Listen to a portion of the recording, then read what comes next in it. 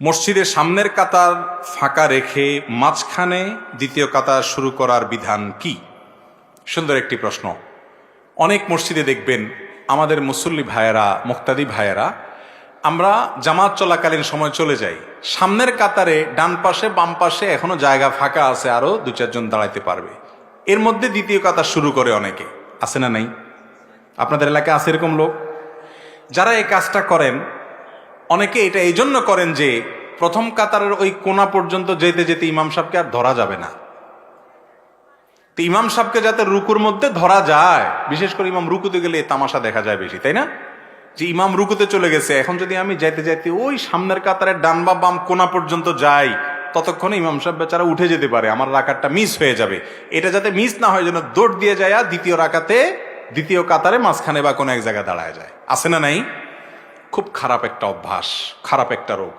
নবী করিম সাল্লাল্লাহু আলাইহি সাল্লাম বলেছেন, যখন জামাত শুরু হয় তখন তোমরা দৌড় দিবে না। ফামশু ওয়া আলাইকুম বিসাকিনাহ, তখন তোমরা এমন ভাবে জামাতের দিকে হাঁটবে যেন তোমাদের উপরে সাকিনাহ, তোমরা প্রশান্ত চিত্তে তোমরা না আপনার হাঁটবে, অর্থাৎ ধীরে ধীরে ধীরস্থিরতার সাথে সুকুনের সাথে তোমরা যাবে, তাড়াহুড়া করে যাবে না। কেন তাড়াহুড়া করা যাবে না?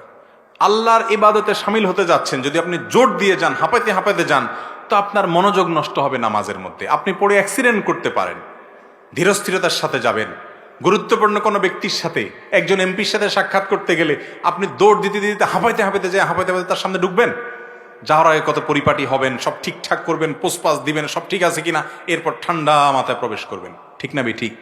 তো আল্লাহর দরবারে যখন যাবেন এরকম দৌড় দিবেন না। অনেকে দৌড় দেয় জামাত ধরার জন্য, যে রুকু যাতে মিস না হয়ে যায়, জামাত যাতে মিস না হয়।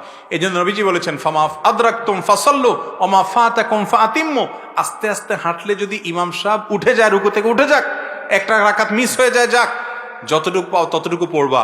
ওই রাকাত ধরার জন্য এত জোরে দৌড় দিবা না। আর রাকাত ধরার যদি এত ভালো আগ্রহী থাকে, তাহলে আগে আসো নাই কেন? কথা কি বুঝাতে পারছি?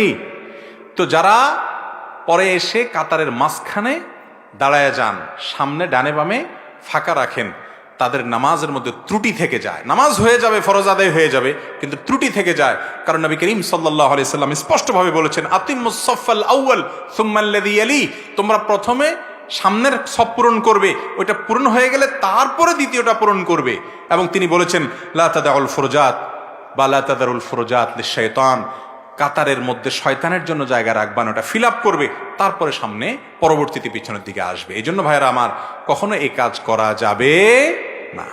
তবে নামাজটা কোনো মতো হয়ে যাবে, পূর্ণাঙ্গ হলো না যদি আপনি কাতার ফাঁকা রেখে আসেন। অবশ্যই কাতার পূর্ণাঙ্গ করে তারপর দ্বিতীয় কাতার পরবর্তী কাতারে দাঁড়াতে হবে।